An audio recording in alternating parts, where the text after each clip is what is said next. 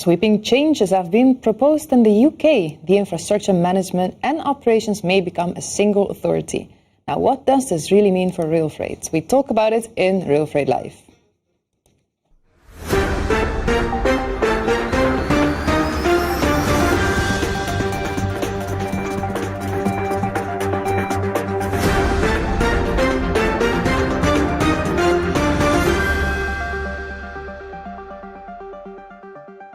Hello everyone, it's Friday 28th of May and it's a week after the Williams-Shapps report proposed a new railway authority to be born in the UK, Great British Railways. It was the week in which we had just wrapped up another UK edition of the show, but the news was big enough to once again invite railway experts from the other side of the channel. And in just a little while we will talk to Chapman-Chamberlain, the Rail Knowledge Transfer Manager at KTN, Lucy Pryor, the Business Engaged Director at 3 Squared, and Chris Swan, Head of Rail at Tarmac. But first, I would like to turn to Simon Walton, our UK correspondent, who was spot on with his commentary right after the news was announced. Let us look back at his initial response last Friday. This is Simon Walton, the UK correspondent for RailFreight Live, with a look at the Williams-Shapps plan for rail. So, the Williams-Shapps plan for rail, a wake-up call for the industry? Well, it certainly was, because it was announced at 5 a.m. on Thursday morning. A new name, a new beginning? Well, certainly Great British Railways will be something we'll have to get used to by 2023, when that new body assumes pretty much full command of passenger operations, timetabling and fares, and other aspects of running the railway as well. It's all based on the Williams review, compiled by Keith Williams, a former chairman of British Airways, and has been sitting on the stocks now for almost 2 years. We were wondering if that report would ever see the light of day. Well, it has, and there are 101 mentions for freight in the 101 pages of the report. It's fair to say that freight does get acknowledged throughout the report for the contribution it makes to the UK economy, and certainly helps with the government's levelling up agenda of making the north as equally economically productive as the south. Whether or not this report and what it implies can bring that about remains to be seen, but there has been a cautious welcome from places like the RailFreight Group, the Rail Industries Association, and the operators in general. Although not everyone's convinced, the political opposition say it doesn't really have any substance, and the unions think it's a missed opportunity to fully privatise the railway. So, a panacea for rail freight? I don't think so, but certainly a move in the right direction. It is a 30-year strategy. Let's not forget that privatisation was a 27-year-long hiatus. We will, though, have to be more ambitious than the government's current reversing beaching programme, which is opening short branch lines closed in the 1960s. The devolved governments around the UK do have a different view. Northern Ireland has never been part of this. It's always had full control of its transport policy. Wales very much has moved in that direction as well. But I think it's Scotland where the most opposition has been felt. The government there in Edinburgh say that they had no consultation whatsoever over this, and many of the aspects of it will impinge directly on transport policy in Scotland, particularly the Union Connectivity Review, which will see potentially new lines connecting Scotland and England and connecting Scotland to the HS2 network. Is this an end to privatisation? No, not quite. It will, though, mean that companies involved in the railways will be more accountable to the government, although the government will take full responsibility for any revenue that may be lost or indeed won through the railways. There was one actual stakeholder who was very unimpressed. That was the company called Trainline. That's the company that currently is the leader of fare operations, independent fare operations in the UK. When they heard that fare operations would be taken under the wing of Great British Railways, Trainline's shares took a Great British plummet on the stock exchange. Yeah, so apparently this also means the end of Network Rail. Unfortunately, the infrastructure manager could not make it to the show, but they issued a written response to the report on Wednesday. Andrew Haynes, Network Rail Chief Executive, said passengers deserve a reliable, affordable and sustainable railway focused on them. Today's announcement will help us deliver that by simplifying the railway, paving the way to dismantle the legacy of complexity and fragmentation. Passengers and freight users will once more be put front and center of a service designed and run for their needs. These changes will take time, but I'm determined to get to work quickly with the industry and government. The pandemic has created significant challenges for the industry, and that means the changes we have to make are even more urgent. We must attract passengers back, deliver efficiencies, and improve the service we provide. Today marks the start of an exciting new chapter for our railway, a chapter that puts the passengers first. Now, thank you very much, Simon, for joining us. You are here on the line with us. This whole quote of Network Rail sounds a little bit like it's all about the passengers, but is that so? Well, I don't really think so. Certainly, passengers do make up the bulk of the operations on British Railways. It's a passenger network which has very much had freight as an add-on. I think that, though, is going to change. Reading through the report, and I did say that in the outline there were over 100 mentions of freight in the 100 pages of the report. Should put that in perspective. There's about 3 times as many mentions for passenger services. But that said, freight accounts for something like getting on for 1,000 movements a day. Passenger net operations are around about 10,000 movements a day on the network pre the pandemic. So whilst freight is perhaps at the moment 1/10 of operations, broadly speaking, on the railway, there is great scope for further development and further engagement. And I think that is a key point which does come out of the report. It's recognised that freight does play a significant part in the economy, but could play a very much more significant part in years to come. And that won't take very long, because in the report, Williams-Shapps, the Transport Minister, says he wants to see this implicated by the time of the bicentenary of the railways. That's 2026, just 4 years away. That's a pretty ambitious target. Yeah, and sweeping changes. Yeah, but is this something that's already kind of confirmed to happen, or is it still in a proposal phase? This is a white paper, so it's not policy as yet. It's not been debated in the British Parliament, so we don't have something on the statute which says these changes will take place. It's pretty much inevitable, having got this far and having waited so long for this review, that things will change. Indeed, the franchise model upon which passenger operations have been based is effectively dead, and the passenger operations have been run by the government throughout the lockdown, throughout the pandemic. We're not going to go back to what we had before, so changes are very much afoot. And if freight is to play a bigger part in the economy going forward, as it has done in the year of pandemic, then we're going to see changes and growth in that sector as well, which has many implications and does mean change inevitably will happen.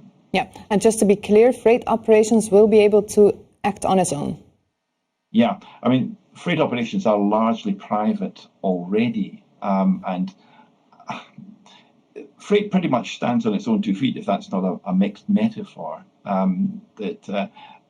Passenger subsidy is something which is very rare in the freight industry. I'm sure that our panelists will back me up on that. Freight, it occupies a small part of the overall logistics part of the UK economy, but there is room for growth. But where freight does exist, it does exist on a small but profitable margin. Yes. So I'm very sorry. Okay, my phone is ringing. This was unexpected. I'm just going to ignore the phone. So there's a lot of focus on passengers. You said freight is more or less going to operate as it's already doing, so the impact is probably less. We would like to discuss this with our panelists as well. On the line we have Daisy Chapman-Chamberlain, Lucy Pryor and Chris Swan. Welcome to all of you. Thank you for joining us. Chris, I would like to start with you. You are one of the main customers of RailFreight. Now, what did this report tell you, basically? Yeah, thank you. I guess cautious optimism was a phrase that I think Simon used in his report, and I think that probably sums up where we are with it as well. Clearly, a change of the scale that has been made requires a summary and a sell, which is obviously what we've seen. I think though the devil is clearly going to be in the detail. There are some, I guess, hugely encouraging parts of it. The fact that there is a mandated freight growth target as part of what the new body will have to put in place is really good. I think we've been part of the Scottish version of that, if you like, and we've seen not necessarily just the kind of the target itself, but actually that has started to change mindsets about delivering to a growth target. So I think the fact that the kind of RailFreight has a kind of a mandated growth target going forward will change behaviours and change ways of thinking in a way that are really encouraging. I think decarbonisation clearly changes what opportunities the freight industry has, and in some ways the pandemic has kind of highlighted those. I think both for rail freight itself to decarbonise, which is crucial, and I think the new body to provide perhaps more of a guiding mind as to what that roadmap looks like for the industry to decarbonise will be extremely helpful. And I guess the other thing that I see that it doing, and hopefully this is what it is going to do, is provide that vision for where rail freight can be the answer to decarbonisation. So, if we have 10% of the existing logistics industry that moves by rail, clearly, if rail is a greener form of moving goods around the country, then what this gives us is an opportunity for a powerful national body to sell the vision of rail freight to the country, and actually to make it happen then as well, because Simon's report pointed out that rail freight is a tremendous, we get very good service at very good prices from our rail freight operators, but what you probably sometimes don't have is that national body to guide the industry, and I think this solves that. So cautious optimism. There are still some risks, clearly, of handing control to effectively what could become a production organisation, and perhaps we'll talk about that, but I think definitely cautious optimism that this takes us in the right direction. Yeah, if there's one thing that you could point out that you would like to see changed with a new authority, what would it be? I think it's that focus on growth.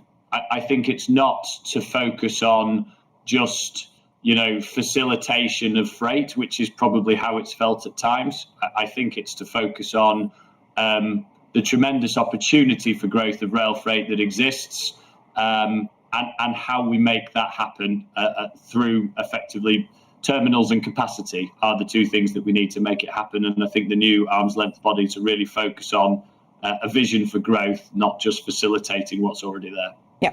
All right. Thank you very much. We also on the line have Lucy. Lucy, you work for 3 Squared. This is a railway technology specialist. What do you think? Is it good or bad news, this report? I'll be perfectly honest, I'm still filtering through all of that information. But I think on the whole, it's really good. That guiding mind that Chris referred to, we do need that level of accountability. I was on a seminar yesterday where we had Sir Peter Hendy and Keith Williams himself speaking to an audience of about 2,300 people. And the key message there was they want that top level responsibility, someone to be answerable. But really key to that is therefore them making sure that whatever's recommended in Williams' paper, in the Williams-Shapps plan, it's really clearly and concisely transmitted and transferred down to the rest of the supply chain so that we can deliver that shared vision. That sounds awfully management speak, but if we don't all agree on what this is reaching towards in the first place, then we can't be reaching for the same thing. So having that responsibility at the top level is really, I think, really encouraging. And picking up on what we were saying about, freight and passengers not necessarily always being classed the same as passenger. We have figures such as Charlene Wallace, who is head of freight and passenger operations, and I know that she is passionate about making sure that the freight clientele has as much focus as the travelling public clientele as well. Yeah, and do you know are any of those people that you're talking about now, like Charlene Wallace, going to be in the picture in the new organization, or is that something? I would absolutely imagine so. Obviously, we don't know what's going to happen in the next year or two, how this is actually going to pan out and be rolled out once it does become policy.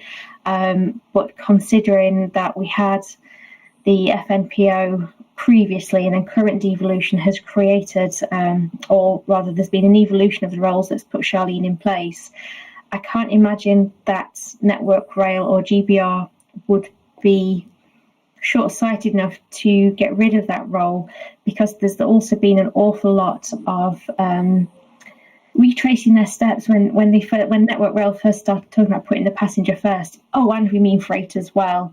They recognised straight away that it was folly not to have had freight really classed in that picture right from the very beginning. And I really do feel there's a massive appetite to make sure that freight does get as much recognition and consideration as it deserves. Yeah, I'm very happy to see that you're all feeling very positive about this change, because you are the ones in touch with these organizations, so you would know best. You are all about technology. Do you think there's enough focus on technology in the report?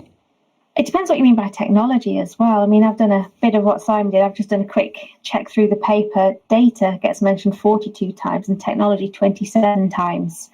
For me, sometimes when we talk about data, it perhaps talks too much about customer data. Obviously, the ticketing issue and ticketing prices, and therefore passenger needs are so important to us. But then also, what are we collating from the freight side of the market as well? Obviously, that's the space in which 3 Squared work, and we're passionate about seeing the whole industry use and apply and benefit from as much technology and data benefit as it can. In 116 pages, you've got to cover every single element of the railway. So I think it's been given a fair amount of coverage within the paper, but then seeing how it's rolled out and seeing how organisations such as the KTN that Daisy represents, how is that going to help generate further technological innovation across the industry? That's going to be interesting to see. Yeah. And you've also been working on a tool which allows for an easier, or maybe not you, but easier path allocation in terms of last minute and short train paths. Yes, so this is, our tool is called Path Planner, and it's a pilot scheme developed in conjunction with the Railway Safety and Standards Board and in conjunction with a couple of the freight operating groups, so ROGS and Freightliner.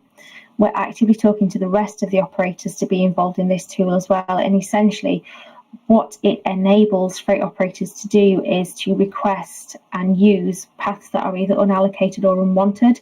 So, for example, if a passenger operation didn't need a specific path one day, the freight operators could bid for and use it. So then you can have really much more proactive movement of freight around the country, which would be brilliant, because then you've not got the network lying dormant, you're getting maximum use of the network.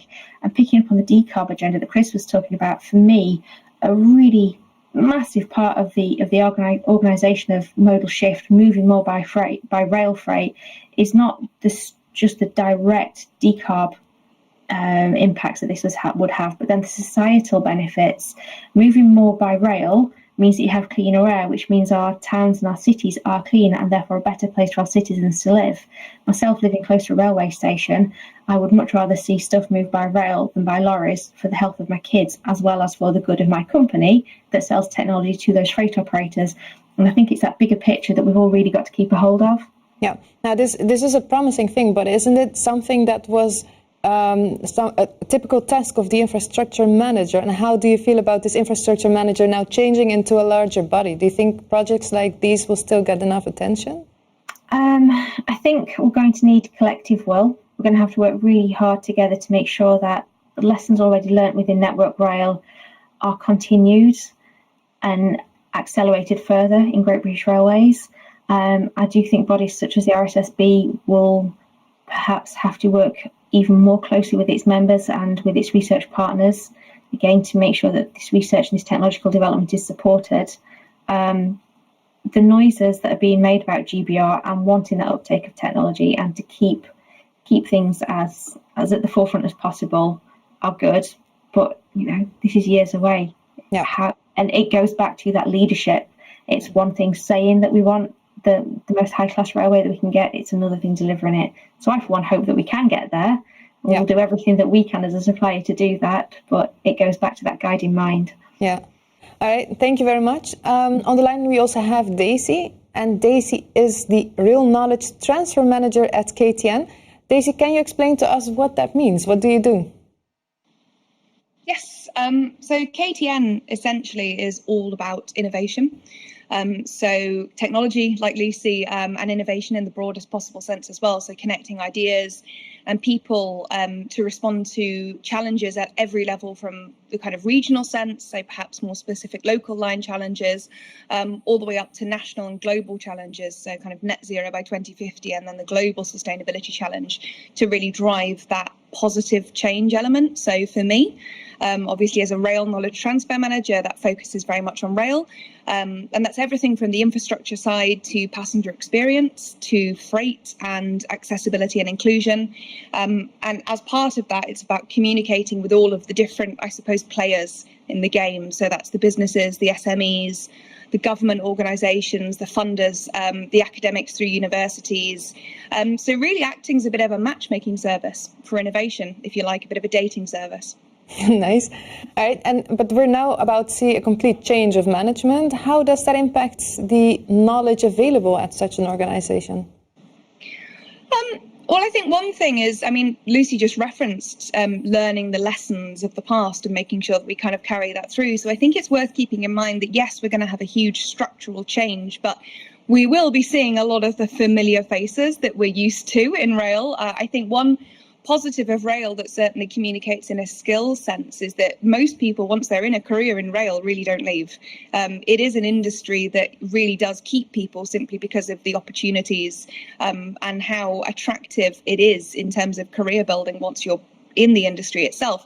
But of course, that, you know, it does also mean we'll have new faces, and I like to think that actually, in a positive sense, means we'll gain new knowledge, and how, you know, we can build on that, pulling in new knowledge from outside rail, as much as actually making the knowledge transfer across rail and between organisations and between groups, which historically has been quite siloed. How we can really share that information, share those innovations across rail as well.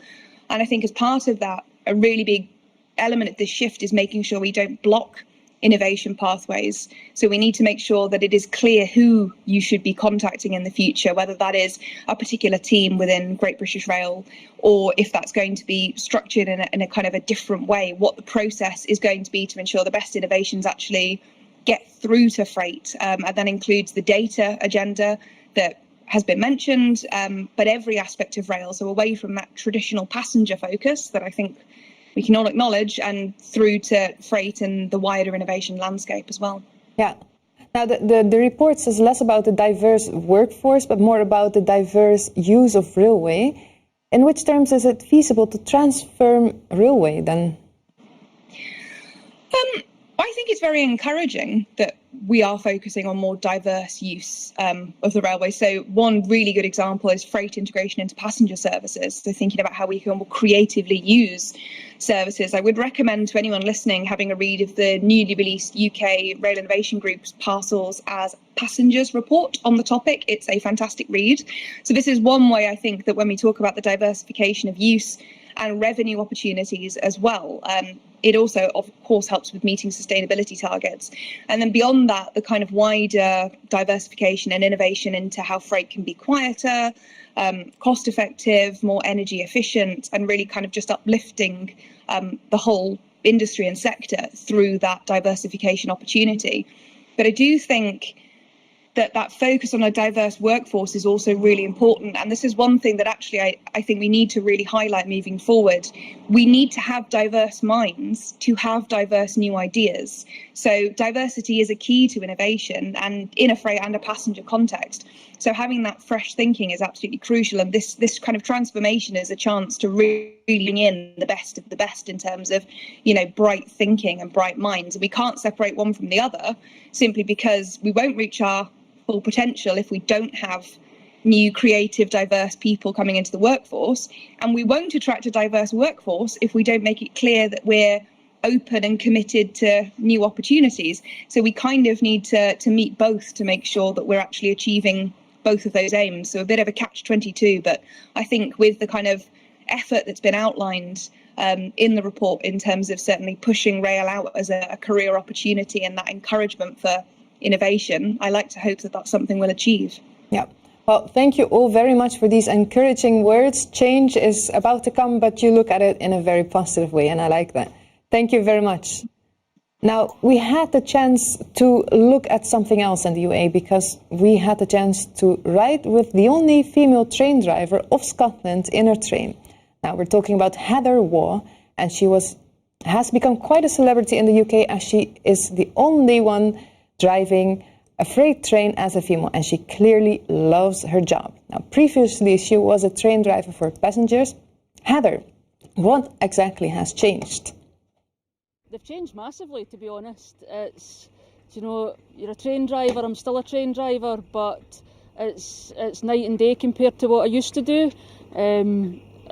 It's most basic, I just love it. I mean, I always felt privileged to drive trains with my Talk ScotRail, but now it really is, it's night and day. It's I mean, look behind us, somebody hands me the key and lets me drive the longest, the heaviest and the most powerful trains in the UK, and even the actual technical aspects of the job is totally different to driving passengers trains. And in passenger there's a lot of non-technical skills which you obviously need with freight as well, but it's the sheer enjoyment, the kind of challenges you face and the rewards. As I say, just somebody hands you the key and gives you that responsibility. It's fantastic, and I think now more than ever, especially to be part of the RailFreight family is quite special. You know, the last 12 months I think has highlighted just how important we are to the economy of the UK, and moving forward, obviously I think we're going to be pivotal in the recovery post-pandemic. And then obviously we're getting to make our break time in terms of decarbonisation. So again, I think the freight industry, the rail freight industry specifically, are central to that. So it's absolutely night and day, and I don't think I know for a fact I've never found my career more rewarding than I do now. I absolutely love it. You know, a lot of my colleagues from passengers, there's a lot of misconceptions and preconceptions about freight, and of course when you're responsible for 200-300 potentially passengers, it's a massive responsibility.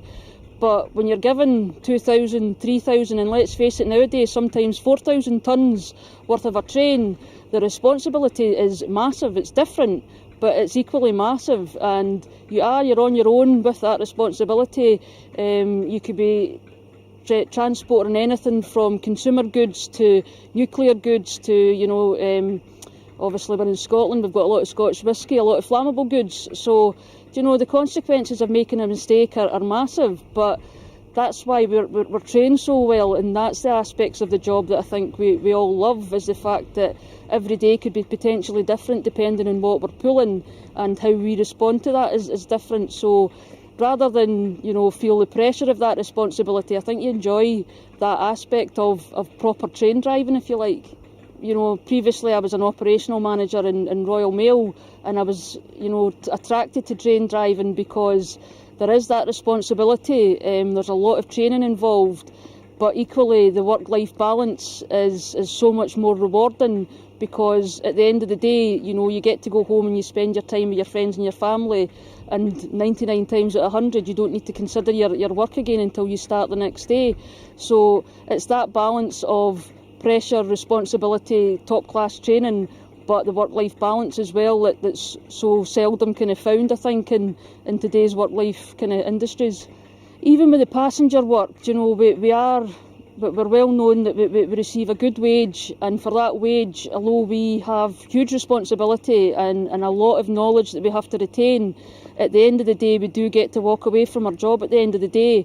We're not looking at our laptops at night, we're not sitting trying to cover things at night. When we leave our work, we've left it until the next day, which is quite a rarity. But particularly in the freight world, specifically in the kind of roster I've got, the work-life balance is wonderful. We do work long hours at times, and yes, we do work unsociable hours, but the time off that I receive since I've joined Freightliner is greater than any other job I've ever had. So there's real good quality time off that when you're away from work you can truly enjoy it. And you know, I've done more things in the last 2 years than I've done in the previous 20. I think I was even out paddleboarding in -10 in Scotland in December there. You know, I'm either mad or I'm enjoying life. Everybody knows the benefits that come from moving freight and logistics onto the rail. And obviously, you know, my company have got a long-standing, you know, reliability in terms of doing that. But all rail freight companies do. And I find that particularly rewarding being part of the RailFreight family, is that although we're all competitors, you know, we're in a private industry, you know, we really do care about what we do. And I think that's the same for all freight companies. We really do care about our customers and what we're doing.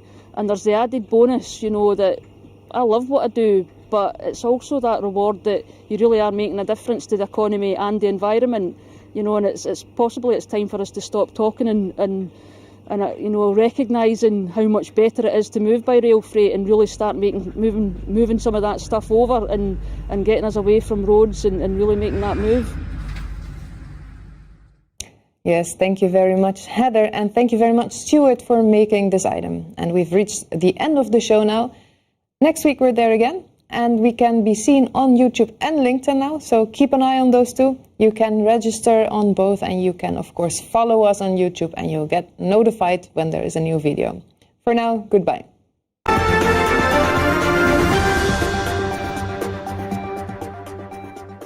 En ook u kunt hier zitten, want deze coronaproof studio is te huur voor uw congres, vergadering of webinar. We hebben alle techniek in huis om u hierbij te helpen.